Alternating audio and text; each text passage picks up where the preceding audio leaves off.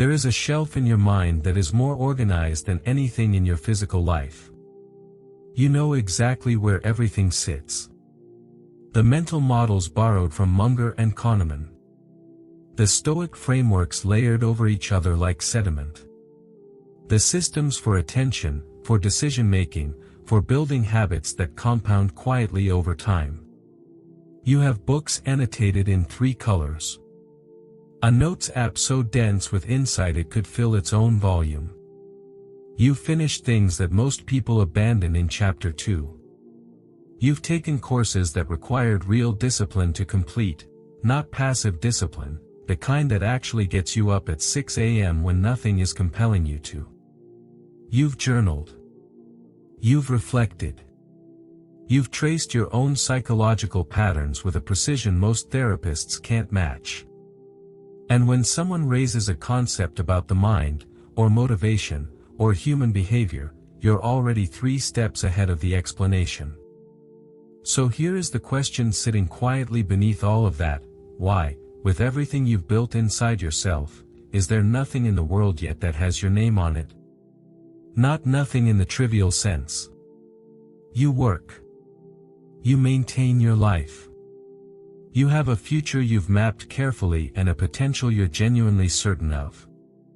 But when you search outward, when you look for the thing you shipped, the work you released, the project that exists somewhere outside of your own head, there's an absence. And you've learned, with some precision, exactly how not to look at it. You read another chapter. You start another course. You put on another episode of someone else explaining how to begin. And none of that feels like escape, because it doesn't look like escape. It looks, from every angle, like someone doing the work. Here is what no one has said to you directly: that is not someone doing the work. That is one of the most elegant psychological traps ever constructed, and you built it yourself, using the most respectable materials available. The brain does not distinguish between consuming knowledge about building something and actually building it. Both feel like forward motion. Both release the same reward signal. Both allow a man to end the day with the sensation of having moved. But there is an asymmetry so obvious and so invisible that intelligent people spend years inside it without ever naming it. One produces an object in the world. The other produces a richer interior. And a richer interior, by itself, changes nothing outside of you. The highlights stay in the Kindle. The insights stay in the Notes app. The framework stays in the mind of a man who has not yet used it for anything. This is not a discipline problem. The man who wakes at 6 a.m. to read about peak performance, for the 3rd consecutive year, has more discipline than most people he knows. The problem is not the energy being spent. It is the direction that energy is permanently aimed. Entirely inward. Accumulating. Never releasing. And the man inside the trap rarely sees this, because the trap was designed by the same intelligence now being used to justify staying inside it. Now here is where the pattern traces back to something specific, and this part will feel less like an insight and more like a memory. If you were the kind of person praised growing up for knowing things, for the precise answer, for the test score that confirmed what everyone suspected about you, then you learned something foundational that school never had to say out loud: the product of intelligence is understanding. Not creation. Understanding. In that world, the gap between consuming and producing was closed by the test. You absorbed material, then demonstrated you'd absorbed it correctly, and that demonstration was the output. You were trained to believe that knowing something well was the thing you were supposed to do with it. What you were then supposed to build with it never needed to appear. The insight was the destination. Real life never closes that loop. Real life requires you to take what you've absorbed and produce something imperfect and visible from it, something that can be seen, assessed, rejected, or ignored by people who have no obligation to reward your effort. And for the man who was always recognized for the inside of his head but never required to prove anything on the outside of it, that step doesn't just feel difficult. It feels categorically wrong. Like being asked to do something that isn't the point. So the learning continues. Because the learning has always felt like the work. Because learning is safe in a way that nothing released into the world can ever be. And around this safety, an identity forms, not the identity of someone avoiding, but the identity of someone becoming. Someone serious. Someone building towards something. The library is the evidence. The reading is the practice. The knowing is the achievement. There are 3 specific thoughts that maintain this architecture, and each sounds completely reasonable until you hear what it's actually doing. The first, I need to understand this more clearly before I begin. This feels like rigor. It is actually an instruction to remain in the phase you never have to leave. There is always another concept to absorb, another framework to cross-reference, another blind spot to close before it's safe to start. The preparation phase never ends because it was never designed to end. It is not preparation. It is residence. The second, the idea isn't developed enough yet.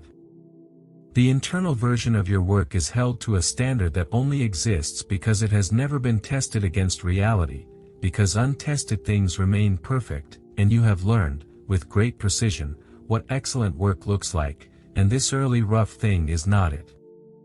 The third, once the timing is right, the version of myself that's ready exists, the conditions align, then. This is delay wearing patience's clothes. It is one of the most sophisticated cognitive maneuvers available, because patience is genuinely a virtue, and this thought is a precise imitation of it. Your intelligence, the quality you've always been most certain of, the thing your sense of yourself is built around, has been recruited to maintain this system. The smarter you are, the more convincing the reasons become. And the more convincing the reasons become, the longer the delay extends. This is not a failure of intelligence. It is intelligence operating exactly as it was trained to, protecting you from the discomfort of exposure, of submitting the internal version of yourself to external reality and discovering what it actually is. Here is the realization that changes the shape of everything that came before it: you are not preparing. You have been residing. At some point, and this is the moment that becomes invisible precisely because the activity never changes, preparation stopped being a phase and became a permanent address. The book stopped leading toward a beginning. They became the destination. And the destination keeps moving forward just ahead of you, which means you stay in motion without ever arriving anywhere the world can see. This is where the cost becomes specific. Not the vague guilt about wasted potential, you felt that and redirected it into the next book. The precise, compounding, structural cost, every year spent consuming without producing widens the gap between your internal richness and your external emptiness. But it also does something more damaging and more invisible. It raises your own standard. Years of studying what excellent work looks like means your first attempt will be judged, by you, immediately, before anyone else can reach it, against everything you've absorbed. The thinkers whose frameworks you've internalized. The quality of insight you've trained yourself to recognize. Your first attempt will not meet that bar. You know this. And so the attempt is postponed, because the attempt would require you to be, publicly and permanently, a beginner. And the man who has read everything cannot begin. The trap tightens the longer it operates. The further you are from producing, the more your identity has consolidated around not having produced yet. The more knowledge you accumulate, the more exposed the gap becomes between what you know and what you've made. The more time passes, the more the first step feels not like a beginning but like a reckoning, a public accounting of everything you haven't done. And so beginning becomes increasingly unthinkable, which means the learning continues, which means the gap widens, which means beginning becomes even more unthinkable. This is not a character flaw. It is a mechanism. A closed loop built from intelligence and accumulated standards and the ancient training that the inside of your head was always the thing most worth developing. Recognizing the mechanism is not the same as escaping it. But it is the only thing that makes escape possible. The reversal does not look like what you're expecting. It does not look like reading less, or abandoning depth, or replacing serious thought with reckless motion. The knowledge is real. The years were not empty. None of that is the problem. The shift is in what knowledge is for. Right now it is a collection. It is the proof of who you are, evidence that you are serious, that you are ahead, that you are not like the men who waste their time on shallow things. Knowledge as identity. Knowledge as the thing itself. What it must become is simpler and far less comfortable, knowledge as material. Something you use, not something you are. Something that shows up inside a thing you make, rather than sitting preserved in a notes app you never open, including you. And the first thing you make does not need to justify the years. It does not need to meet the standard you've developed. It does not need to prove that the accumulation was worth it. It needs only to exist outside of your head. Incomplete, imperfect, visible, somewhere someone else can encounter it. That is its only requirement. Because the identity of a builder is not established by excellent work. It is established by the evidence that you began. And beginning once, in a way that can be seen, is the only thing that interrupts the architecture. You have been waiting for the version of yourself that is ready. But that version doesn't arrive before the work. It forms inside it, built by the making, not by the preparation for making. This is the one thing the books cannot give you, because books are made from the end of a process, from the clarity that exists after the work is done, and the work always begins from the opposite of clarity. The deepest truth beneath all of this is the one hardest to say plainly: the learning has been the escape. Not from laziness, you were never lazy. From risk. From the permanent, irreversible risk of releasing something into the world and discovering what it actually is, rather than what it could be. The internal version of your work is protected from that discovery. The moment it exists externally, it becomes something that can disappoint. And potential, until it is tested, never disappoints. You have been protecting the potential. And potential, protected long enough, becomes the thing you grieve. The next 10 years can look exactly like the last, deeper in knowledge, emptier in output, with a gap that widens while a beginning keeps retreating just ahead of you.